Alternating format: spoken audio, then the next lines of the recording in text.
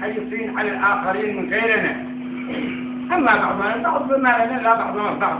فضايق عندكم وأنتم أصحاب القرار الآن وليس اللجنة التحضيرية. أما اللجنة التحضيرية أدت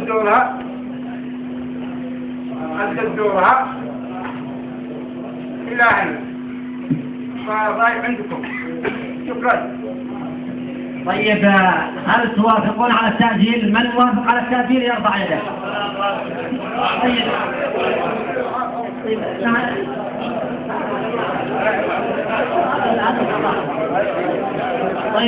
طيب أنا أرى أنه يا إخواني حرية الفن تنتهي أو حيث تبدأ حرية الجماعة، لكن من لديه نظرة أخرى ومن لديه رأي آخر فنحن نوافقه، فليأتي إلى المنصة وليتكلم.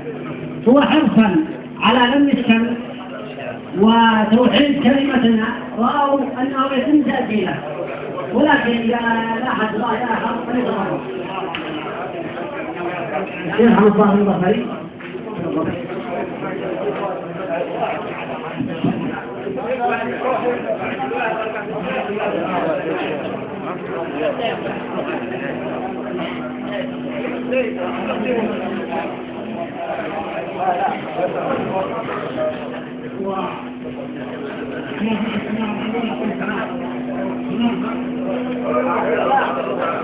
الإجماع الأول كان يعني غاية من الدولة في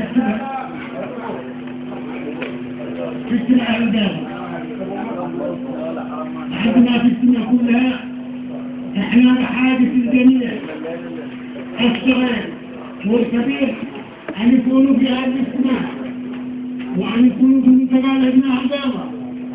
ألا الإنسان اللي له وجهة نظر وهو مع السلطة واللاحقين ما يصليش انه يشتغل يقول يجيبوا له ويحطوه، لكن اخواننا اللي لهم مواقف واللي احنا فاهمين انهم يعني معصرنا يجب ينسحبوا، وهذا يعني ما نستيجي نطول عليكم. انا هذا رايي نسوي الاول والان انا بحاجه الجميع. انا بستيجي مسؤوليه دعوي شيبه لا تجي تزعل بس كثيره اللي يحاول انه ينجغي يعني وذا يخليه